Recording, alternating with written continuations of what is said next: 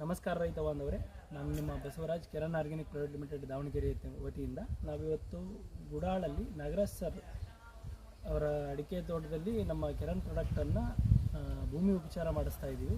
ಅವರೀಗ ಮೊದಲನೇ ಬಾರಿಗೆ ನಮ್ಮ ಕೆರನ್ ಪ್ರಾಡಕ್ಟನ್ನು ತಮ್ಮ ಲ್ಯಾಂಡಿಗೆ ಸಾಯಿಲ್ ಅಪ್ಲಿಕೇಶನನ್ನು ಮಾಡ್ತಾ ಇದ್ದಾರೆ.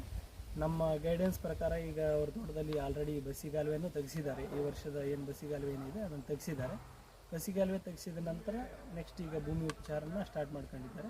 ಹಾಗೆ ಈಗ ಸಾಕಷ್ಟು ಜನ ರೈತರು ಕೇಳ್ತಾ ಇದ್ದಾರೆ, ಒಂದು ಡ್ರಮ್ಮಿಗೆ 200 ಲೀಟ್ರ್ ಡ್ರಮ್ಮಿಗೆ ನೀವು ಯಾವ ರೀತಿ ಕೆರನ್ ಪ್ರಾಡಕ್ಟನ್ನು ಹಾಕಬೇಕಾಗತ್ತೆ ಅಂತ ಸುಮಾರು ಜನ. ಹಾಗಾಗಿ ಆ ರೈತರಿಗೆ ಎಲ್ಲ ಯಾವ ರೀತಿ ನಮ್ಮ ಕೆರನ್ ಪ್ರಾಡಕ್ಟನ್ನು ಒಂದು 200 ಲೀಟ್ರ್ ಡ್ರಮ್ಮಿಗೆ ಎಷ್ಟು ಹಾಕಬೇಕು ಅಂತ.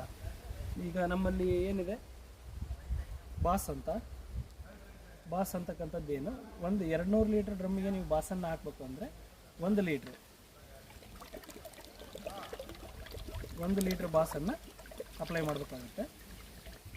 200 ಲೀಟ್ರ್ ಡ್ರಮ್ಮಿಗೆ 1 ಲೀಟ್ರ್ ಬಾಸು. ಬಾಫ್ ಅನ್ನೋದು ಅರ್ಧ ಲೀಟ್ರ್. ಇದು 1 ಲೀಟ್ರ್ ಬಾಟ್ಲು, ಇದರಲ್ಲಿ ಅರ್ಧ ಅಂದರೆ ಒಂದು 200 ಲೀಟ್ರ್ ನೀರಿಗೆ ಅರ್ಧ ಲೀಟ್ರ್ ಬಾಫ್.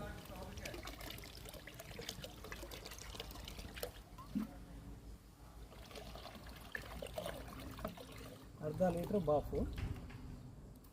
ಇದ್ರ ಜೊತೆಗೆ ಒಂದು ಮೈಕ್ರೋನ್ಯೂಟ್ರಿಯೆಂಟು, ಪವರ್ ಪ್ಲಸ್ ಅಂತ ಮೈಕ್ರೋನ್ಯೂಟ್ರಿಯೆಂಟ್ ನೀವು ಯಾವುದು ಬೇಕಾದರೂ ಬಳಸ್ಬೋದು. ನಿಮ್ಮಲ್ಲೇ ಸಿಗ್ತಕ್ಕಂಥ ಚೆನ್ನಾಗಿರ್ತಕ್ಕಂಥದ್ದು ಮೈಕ್ರೋನ್ಯೂಟ್ರಿಯೆಂಟ್ ಇತ್ತಂದರೆ ಅದನ್ನು ಬಳಸ್ಬೋದು, ಇಲ್ಲ ನಮ್ಮಲ್ಲೇ ಸಿಗುತ್ತೆ ನಮ್ಮದಾದರೂ ನೀವು ಯೂಸ್ ಮಾಡ್ಬೋದು.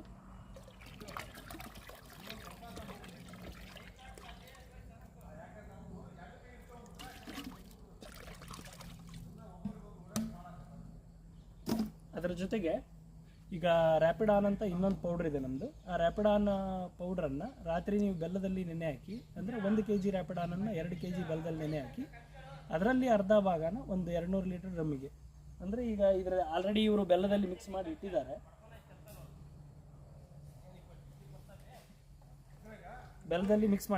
ನಮ್ಮ ರ್ಯಾಪಿಡಾನನ್ನು ಅದನ್ನೇ ನಾವು 1 ಲೀಟ್ರ್ ತುಂಬಿಕೊಂಡಿದ್ದೀವಿ. ಅದನ್ನು 1 ಲೀಟ್ರ್ 1 ಡ್ರಮ್ಮಿಗೆ ಹಾಕ್ತಾಯಿದ್ದೀವಿ.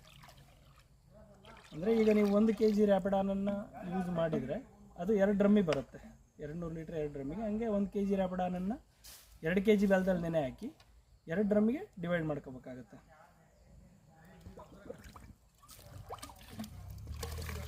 ಹೆಚ್ಚಿನ ಮಾಹಿತಿಗಾಗಿ ನೀವು ನಮ್ಮನ್ನು ಸಂಪರ್ಕ ಮಾಡ್ಬೋದು. ನಮಸ್ಕಾರ.